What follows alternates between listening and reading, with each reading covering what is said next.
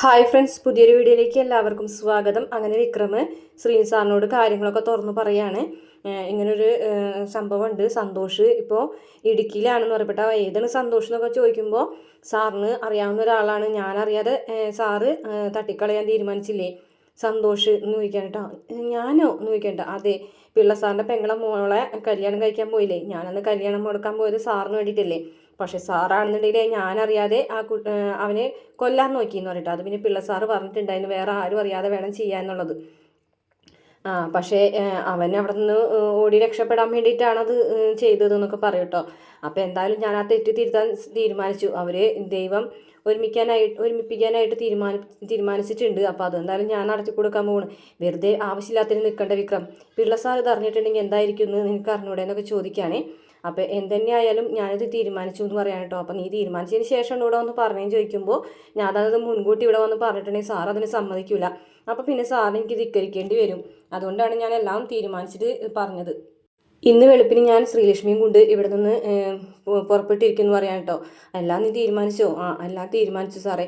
ഇനിയിപ്പോൾ ഇതിൽ നിന്ന് എനിക്ക് പിന്മാറാൻ കഴിയില്ല. അവിടെ കല്യാണത്തിനുള്ള എല്ലാ ഒരുക്കങ്ങളും തുടങ്ങിക്കഴിഞ്ഞു എന്ന് പറയാൻ കേട്ടോ. അങ്ങനെ ശ്രീനി സാറിൻ്റെ അനുഗ്രഹമൊക്കെ വാങ്ങിയിട്ട് വിക്രം പോകുകയാണ്. വിക്രമും ജോസഫും രാജേട്ടനും കൂടിയിട്ട് വീടിൻ്റെ ഗേറ്റിൻ്റെ മുന്നിൽ വന്നിട്ട് ശ്രീലക്ഷ്മിനോട് പറയുകയാണ് ഞാൻ കൂടെ എത്തിയിട്ടുണ്ടെന്ന് പറയുമ്പോൾ ഞാനിപ്പോൾ വരാമെന്ന് പറഞ്ഞിട്ട് ശ്രീലക്ഷ്മി ബേഗൊക്കെ ആയിട്ട് പുറത്തേക്ക് ഇറങ്ങുകയാണ്. അതിന് വാതിലിൻ്റെ അവിടെ എത്തുമ്പോഴേക്കും അമ്മ കാണാനായിട്ട് നീ ഇതെന്താ ബേഗൊക്കെ ആയിട്ട് എങ്ങോട്ടാന്ന് ചോദിക്കുമ്പോൾ ബേഗിൽ കുറച്ച് ഡ്രസ്സ് മാത്രമേ എടുത്തിട്ടുള്ളൂ, വേറെ ഒന്നും എടുത്തിട്ടില്ല. എന്തായാലും ഞാനിവിടുത്തെ ജീവിതം അവസാനിപ്പിക്കുകയാണെന്ന് അമ്മനോട് നേരിട്ട് തന്നെ ശ്രീലക്ഷ്മി പറയാണ്. അങ്ങനെ ശ്രീലക്ഷ്മി പോകാണ് കേട്ടോ. അപ്പോഴേക്കും അമ്മ പിന്നെ കൂടെ നിലവിളിച്ച് ഓടി ചെല്ലുന്നുണ്ട് കേട്ടോ, മോളെ മോളെ എന്നൊക്കെ വിളിച്ചിട്ട്. പക്ഷേ ശ്രീലക്ഷ്മി അതൊന്നും വകവയ്ക്കാതെ വേഗം തന്നെ വിക്രമിൻ്റെ വണ്ടിയിലേക്ക് കയറുന്നുണ്ട്.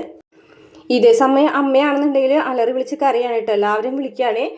അങ്ങനെ വിളിച്ച് കഴിയുമ്പോൾ മോള് പോയി, നമ്മുടെ മോള് ഒളിച്ചോടി പോയി എന്നൊക്കെ പറയും. അപ്പോഴേക്കും പിള്ളച്ചേട്ടനെ നീ വിളിക്ക്, ഞാൻ ബാക്കിയുള്ളവരൊക്കെ വിളിക്കാം. അപ്പോഴേക്കും ശ്രീലക്ഷ്മിയുടെ ആങ്ങളെ വരും, നിൻ്റെ പെങ്ങൾ പോയടാന്ന് പറഞ്ഞിട്ട് അവരെല്ലാവരും കൂടിയിട്ട് വിക്രമിൻ്റെ വണ്ടീനെ ഫോളോ ചെയ്ത് പോവുകയാണ്. ഇവരാണെന്നുണ്ടെങ്കിൽ വർത്താനൊക്കെ പറഞ്ഞ് പോകാണ് കേട്ടോ. അപ്പോൾ ജോസഫ് രാജേട്ടൻ പറയുന്നുണ്ട് ഞങ്ങൾ വഴിയിൽ ഇറങ്ങിക്കോളാം എന്ന് പറയുകയാണ്. അങ്ങനെ സംസാരിച്ച് പോകുന്നതിൻ്റെ കൂട്ടത്തിലാണ് ഇവരെ വണ്ടീനെ ആൾക്കാർ ഫോളോ ചെയ്യുന്നത് മനസ്സിലായത്. അപ്പോൾ വിക്രം പറയുന്നത് ഇതൊരു പണി തന്നെയാണ്, വണ്ടിയിൽ കുറച്ച് സാധനങ്ങൾ ഇരിപ്പുണ്ട്, ഏത് സമയത്ത് ഉപയോഗിക്കാൻ വേണ്ടിയിട്ട് എടുത്തു വെച്ചിട്ടുള്ളതാണ്, അതൊക്കെ എടുത്തോളാൻ പറയുകയാണ്. രാജേട്ടനോട് പറയുന്നുണ്ട് ശ്രീലക്ഷ്മിയുടെ അടുത്തേക്ക് ആരും വരരുതെന്ന്. അപ്പോൾ രാജേട്ടൻ ശ്രീലക്ഷ്മിയുടെ അടുത്ത് കാവൽ നിൽക്കുകയാണ്. അങ്ങനെ വലിയൊരു സ്റ്റണ്ട് നടക്കുകയാണ് കേട്ടോ. അപ്പോൾ രാജേട്ടന് ശ്രീലക്ഷ്മിനെ പിടിക്കാൻ വരുമ്പോൾ രാജേട്ടൻ അയാളുടെ കൈയൊക്കെ വെട്ടുന്നുണ്ട്. അതൊക്കെ കഴിഞ്ഞ് വിക്രമിനൊക്കെ പിടിച്ച് നിർത്തിയിരിക്കുകയാണ് കേട്ടോ. ഇടിച്ച് ലാസ്റ്റ് എല്ലാവരും ഒരുപാട് ആൾക്കാർ വന്നപ്പോൾ വിക്രമിനെ പിടിച്ച് നിൽക്കാൻ പറ്റാതെ അവൻ അങ്ങനെ രാജേട്ടനെയും ജോസഫിനെയും വിക്രമിനെയൊക്കെ എല്ലാവരും കൂടി പിടിച്ച് നിർത്തിയിരിക്കുന്ന സമയത്താണ് ശ്രീനി സാർ വരുന്നത്. അപ്പോൾ വിക്രം വിചാരിക്കുകയാണ് ശ്രീനി സാറാണ് ഇതിൻ്റെ പിന്നിൽ എന്ന് വിചാരിക്കുകയാണ് കേട്ടോ. പക്ഷേ ശ്രീനി സാർ പറയുന്നുണ്ട് എടാ ഞാനും നീയും കൂടിയിട്ടാണ് ഈ ഒരു കാര്യങ്ങൾ ചെയ്തത്. ഞാൻ ഈ ഒരു തീരുമാനം നിൻ്റെ ജീവിതത്തിൽ എടുത്ത് ഇങ്ങനെ ഈ ഒരു കാര്യം ചെയ്യാൻ പറഞ്ഞതിന് ശേഷമാണ് നിൻ്റെ ജീവിതത്തിൽ ഇത്രയധികം പ്രശ്നങ്ങൾ ഉണ്ടായിട്ടുള്ളത്. അപ്പോൾ അത് തിരുത്താനായിട്ട് നീ ശ്രമിക്കുന്നത് ഞാൻ നിൻ്റെ കൂടെ നിന്നില്ലെങ്കിൽ പിന്നെ ആരുടെ കൂടെ നിൽക്കാനാടാ എന്ന് പറയാൻ കേട്ടോ. അത് കേൾക്കുമ്പോൾ വിക്രമിന് ഭയങ്കര സന്തോഷമാവാണ് കേട്ടോ.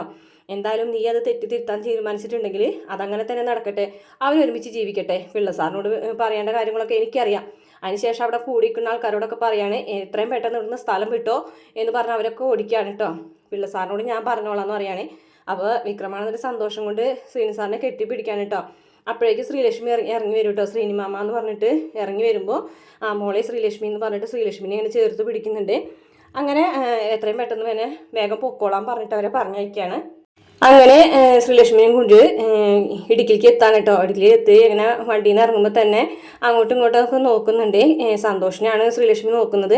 അങ്ങനെ വേദന അടുത്തേക്ക് ചെന്ന് വേദന ഇങ്ങനെ കെട്ടിപ്പിടിച്ച് സംസാരിക്കുകയൊക്കെ ചെയ്യുകയാണ്. അപ്പോഴേക്കും ഒരു സാരി ഉണ്ട് കേട്ടോ. കല്യാണത്തിൻ്റെ സാരിയൊക്കെ വേദന കയ്യിൽ കൊടുക്കുകയാണ്. സാരി ഇതിലുണ്ടെന്ന് പറഞ്ഞിട്ട് കൊടുക്കുമ്പോൾ ഒരു ടൈലർ ഇവിടെ അടുത്തുണ്ട്, നമുക്ക് ബ്ലൗസൊക്കെ വേഗം തയ്പ്പിക്കാം എന്ന് പറയാൻ കേട്ടോ. അപ്പോൾ സന്തോഷേട്ടൻ എവിടെയെന്ന് ചോദിക്കുമ്പോൾ സന്തോഷിനെ കാണാം എന്ന് പറയാൻ കേട്ടോ വേദ. അപ്പോൾ വിക്രം പറയുന്നുണ്ട് സന്തോഷിൻ്റെ ആയിട്ടുള്ള ജീവിതം ഇല്ലാതായത് ഒരു അമ്പലമുറ്റത്ത് വെച്ചിട്ടല്ലേ, ഒരു അമ്പലമുറ്റത്ത് വെച്ചിട്ട് തന്നെ നിങ്ങൾക്ക് വീണ്ടും കൂടി കാണാം എന്നൊക്കെ പറയാൻ കേട്ടോ. അപ്പോൾ എന്തായാലും നമുക്കൊന്ന് ഒരുങ്ങാനുണ്ട്, ഒരുങ്ങിയിട്ട് ഇറങ്ങാമെന്ന് പറയാൻ കേട്ടോ. അന്ന് തന്നെയാണ് കേട്ടോ കല്യാണം. ഇതേ സമയം ശ്രീകാന്തിനെ ജോബി വിളിച്ച് കാര്യങ്ങളൊക്കെ പറയാൻ കേട്ടോ. ഞാൻ ഇന്ന സ്ഥലത്തുണ്ടെന്ന് പറയുമ്പോൾ ശ്രീകാന്ത് ജോബിനെ കാണാനായിട്ട് വന്നിരിക്കുകയാണ് കേട്ടോ. അപ്പോൾ കൈകാട്ടി വിളിക്കാൻ കേട്ടോ, ഞാൻ ഇവിടെ ഉണ്ടെന്ന് പറയുകയാണെ. അത്ര ഉള്ളൂ കേട്ടോ ഇന്നത്തെ എപ്പിസോഡ് ലേറ്റായിട്ടാണ് വന്നത്, അതുകൊണ്ട് വളരെ ചുരുക്കിയാണ് പറഞ്ഞിട്ടുള്ളത്. പ്രമോലാണെന്നുണ്ടെങ്കിൽ ശ്രീലക്ഷ്മിയും സന്തോഷും തമ്മിലുള്ള വിവാഹം നടക്കുന്ന സമയത്ത് തന്നെ അനിയൻകുട്ടൻ പെട്ടെന്ന് തന്നെ ബോധം കെട്ട് വീഴാണ് കേട്ടോ. ബോധം കെട്ട് വീഴുന്ന സമയത്ത് എല്ലാവരും കൂടി ആകെ ടെൻഷൻ അടിച്ച് വിഷമിച്ച് നിൽക്കുന്നുണ്ട്. ഇതേ സമയം സ്നേഹക്കൂട് സീരിയലിലെ സേതു വരുന്നുണ്ട്. അപ്പോൾ സേതു ജീപ്പും കൊണ്ടൊക്കെ വരുന്ന ഒരു സമയത്താണ് അനിയൻകുട്ടൻ ഇങ്ങനെ ബോധം കെട്ട് വീഴുന്നത്. അങ്ങനെ അനിയൻകുട്ടനെ എടുത്തുങ്ങാണ്ട് വേദയും നമ്മളെ വിക്രമും കൂടിയിട്ട് ഓടിയിട്ട് സേതുവിൻ്റെ വണ്ടിയിലേക്കാണ് കേട്ടോ കൊണ്ട് കയറ്റുന്നത്. അങ്ങനെ അവർ ഹോസ്പിറ്റലിലേക്ക് കൊണ്ടുപോകുന്നുണ്ട്. അപ്പോൾ അനിയൻകുട്ടൻ ഇതോട് കൂടിയിട്ട് ഓർമ്മ തിരിച്ചു കിട്ടുന്നതാണ് തോന്നുന്നത്. അപ്പോൾ അത്രയാണ് പ്രമോല് കാണിച്ചിട്ടുള്ളത്. വീഡിയോ ഇഷ്ടപ്പെട്ടാൽ മറക്കാതെ ചാനൽ സബ്സ്ക്രൈബ് ചെയ്ത് സപ്പോർട്ട് ചെയ്യണേ.